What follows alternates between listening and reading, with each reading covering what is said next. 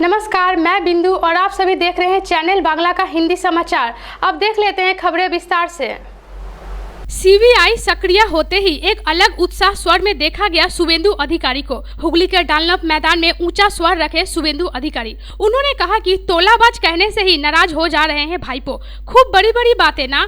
और कहा था कि काचकोला करेगा सीबीआई और ईडी। अभी तो दुआरे सरकार नहीं बोल रहा है दुआरे सीबीआई। कोयला चोर, पत्थर चोर, गाय तस्करी कर हम लोगों ने कहा था थाईलैंड की राजधानी बैंकॉक में पैसा जमा करके रखा है।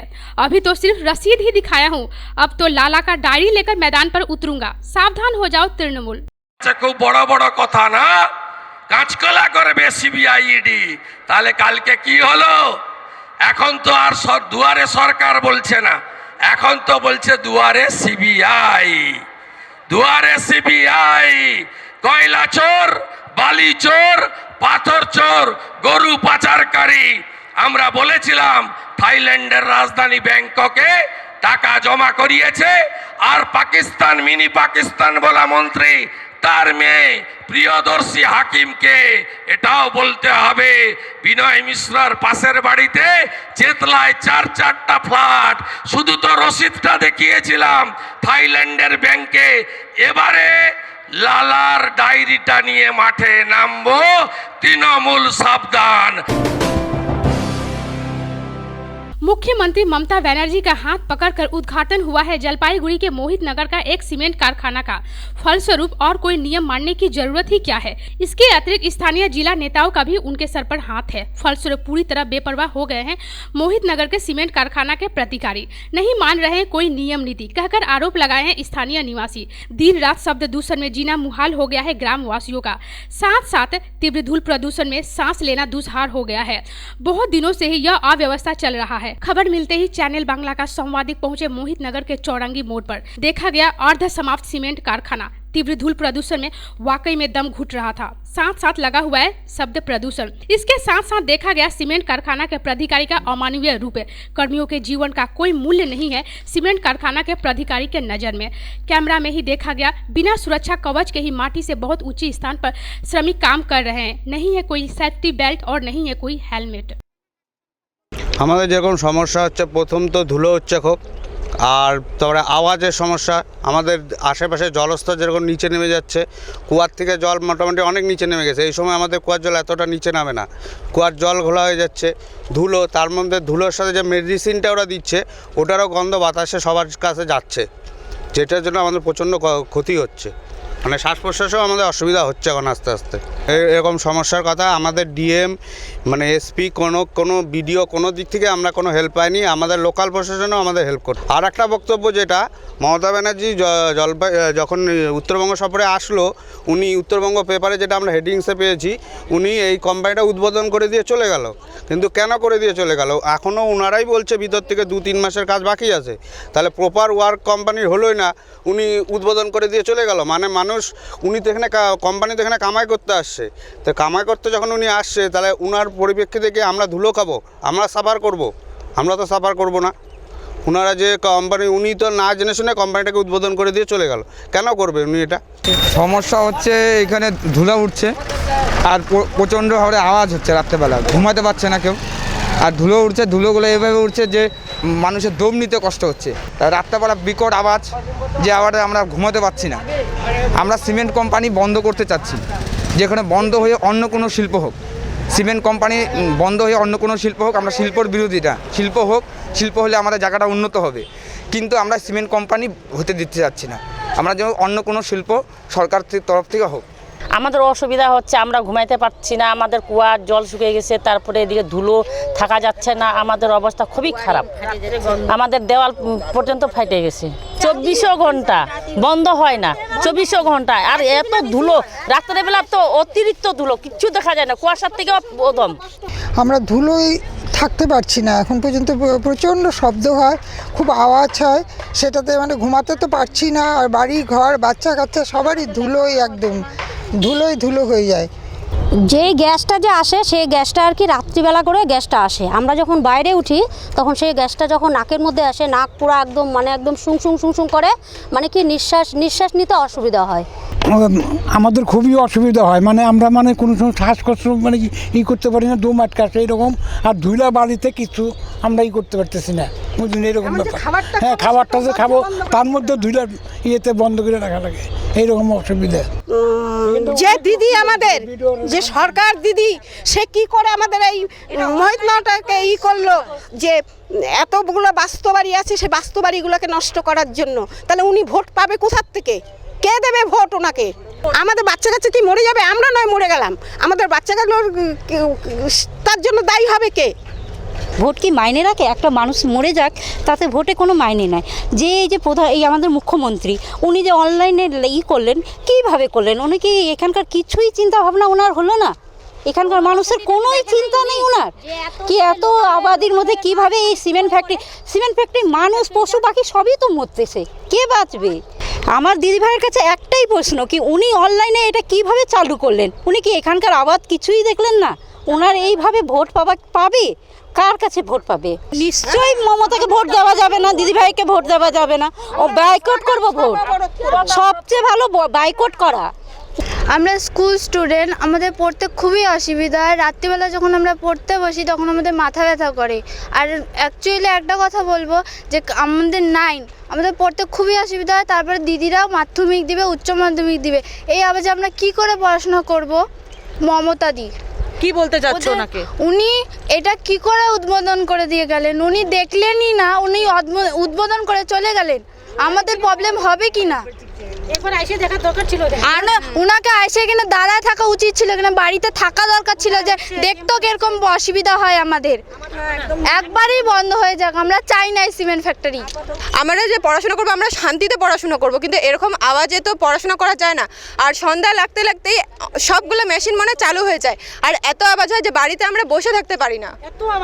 আমাদের মাথা ব্যথা করে, আমাদের চোখগুলো ধুলা, মানে এত ধুলা হয় যে আমাদের চোখগুলো হচ্ছে মানে দেখতেই পাচ্ছি না, আমরা এত ধুলা হয়। আর আমরা কি বাইরে যাই পড়াশোনা করবো? আমরা আমাদের বাড়িতে পড়াশোনা করবো, কিন্তু বাড়িতে পড়াশোনা করবো কি করে? এত আওয়াজে আর ধুলো তো বলার মতনই না, মানে বাড়ির ওখানে গেলে মানে ধুলাতে ভর্তি। আর আমরা মানে যখনই আমি দেখি যে ধুলা তো বের হচ্ছেই, মানে এমন ধুলা যে মানে বলার মতন না।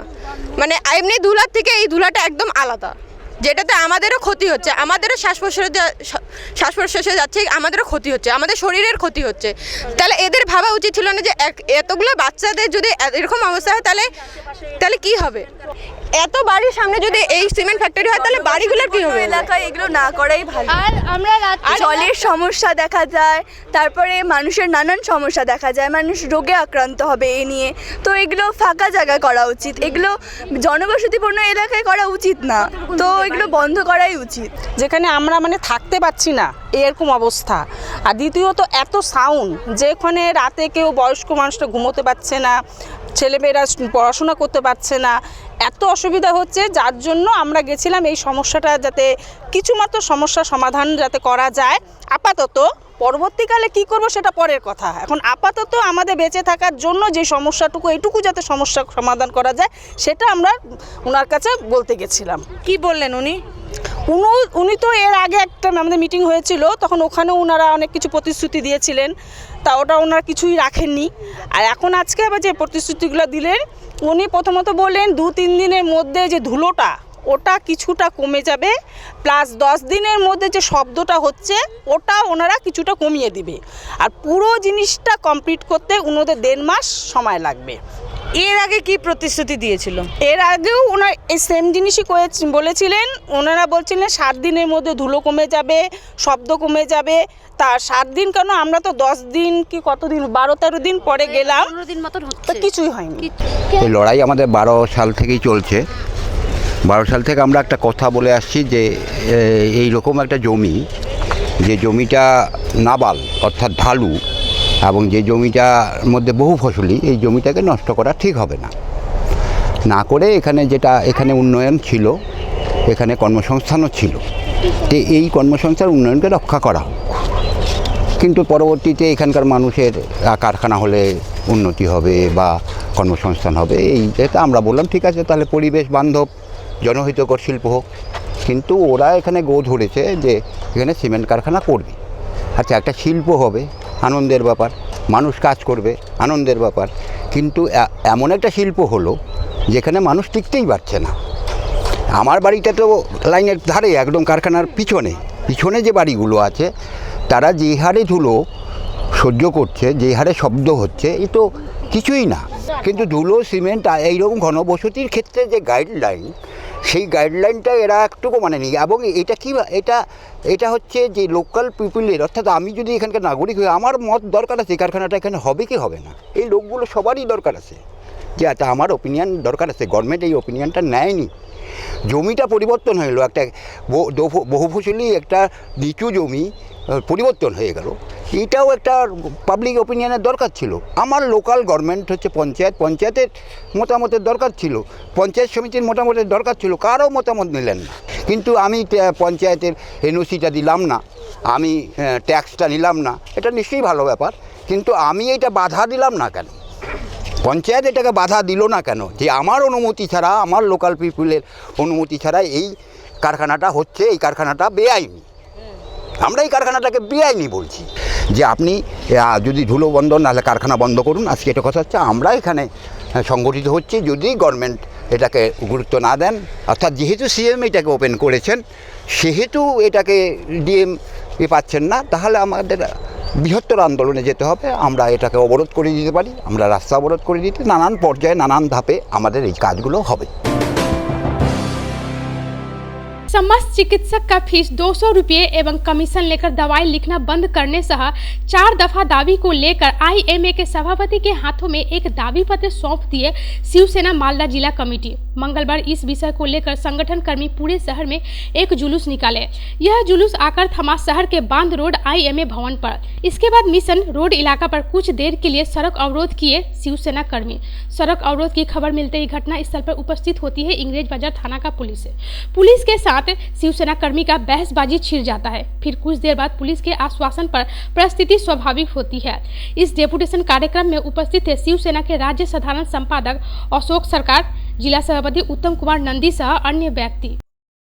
शिवसेना मालदा জেলার পক্ষ থেকে আমরা গত 5 দিন আগে ওনাদের অফিসে এসে জানিয়েছিলাম, শিবসেনা মালদা জেলা কমিটি 4 দফা দাবি নিয়ে তারা আইএমএ সভাপতির সাথে বসতে চাই, যাতে মালদা জেলার আর্থ সামাজিক ব্যবস্থা নিয়ে আলোচনা সম্ভব। আমাদের প্রথম দাবি, মালদা শহরে সমস্ত সরকারি এবং বেসরকারি ডাক্তার যারা প্র্যাকটিস করছে তাদের 200 টাকা ভিজিট করতে হবে।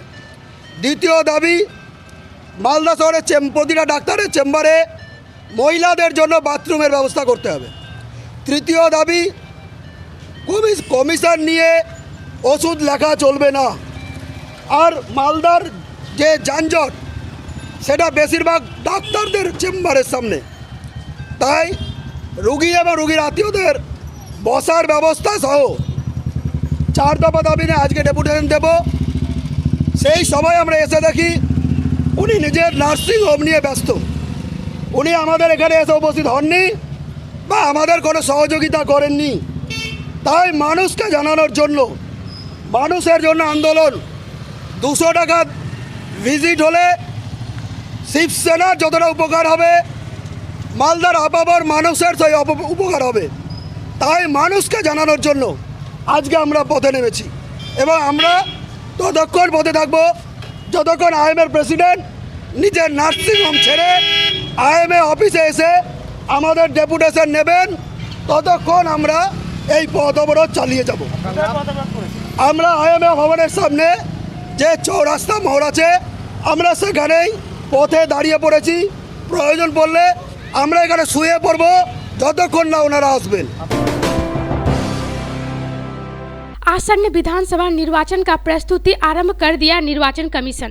फिलहाल निर्वाचन कमीशन का एकाधिक निर्देश आ पहुंचा है मालदा जिला में। मंगलवार इन सभी विषयों को लेकर पत्रकारों के सम्मुख हुए पुलिस सुपर आलोक राजूरिया। उन्होंने कहा कि अभी निर्वाचन कमीशन का निर्देश आकर पहुंचा है। प्रथम धाप में मालदा में 5 कंपनी केंद्रीय वाहिनी आकर पहुंचा है। उन लोगों के रहने एवं खाने पीने का सुव्यवस्था की प्रस्तुति आरंभ हो गया है। केंद्रीय वाहिनी को लेकर चिन्हित बूथ केंद्र के इलाके में रूट मार्च किया जाएगा, कहकर जानकारी दिए पुलिस सुपर आलोक राजूरिया।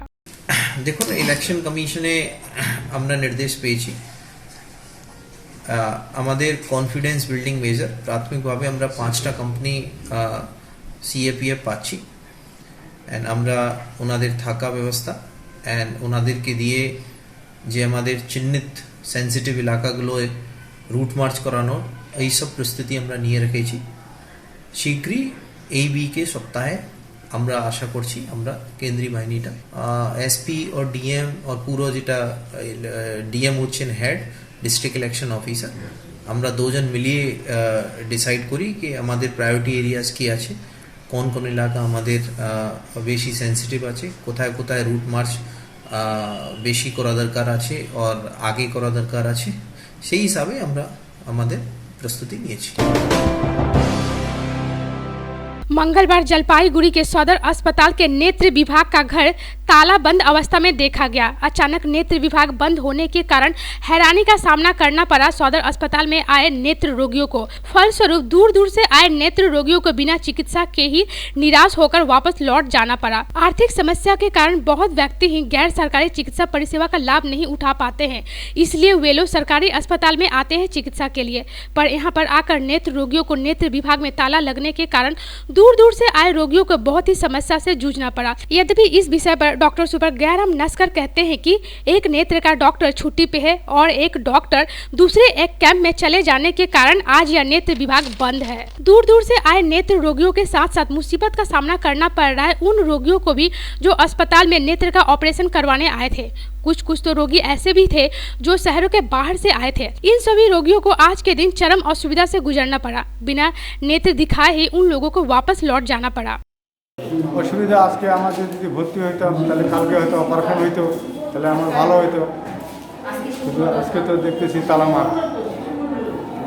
জানতে না অসুবিধা, এত দূর থেকে আসার পরেও আবার যাব, আবার কবে আসবো, কারণ কবে যে আসবো ওইটাও তো আমি ডেট পাচ্ছি না।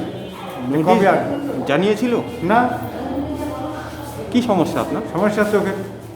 আজকে কি করার দরকার ছিল? আজকে আমাকে ভর্তি করবে, ভর্তি করে চোখ অপারেশন হবে। এখন আজকে করবে না কালকে করবে আমি তো ওটা জানি না। আজকে আমাকে বলছে যে মঙ্গলবারের দিন আইসো, তোমাকে ভর্তি নেব। ঠিক আছে আসবো। আজকে ছুটাছুটি করে আসলাম, দেখি ঘরে তালা মারা। যেটা হলো আমাদের হ্যান্ডিক্যাপ্ট বোর্ড পড়ে গেছে আর আরেকজন ডাক্তার অসুস্থতার জন্যে ছুটিতে আছে, সেই জন্যে আমরা ওপিডিটা আজকের বন্ধ রেখেছি। কিন্তু যেহেতু হ্যান্ডিক্যাপ্ট বোর্ড আছে, ওটা হলো আজকের কোথায় গেছে জানো? বোদাগঞ্জের ওদিকে আজকের আমাদের হ্যান্ডিক্যাপ্ট বোর্ড আছে, সেখানে চোখের যাদের হ্যান্ডিক্যাপ্ট আছে তাদের সার্টিফিকেট ইস্যু করার জন্য ডক্টর তপন অধিকারী ওখানে গেছে। ওনার আজকের আউটডোর ছিল, ওই জন্য আমরা আউটডোরটা আজকে করতে পারি। चैनल बांग्ला का हिंदी समाचार अभी तक इतना ही। नमस्कार।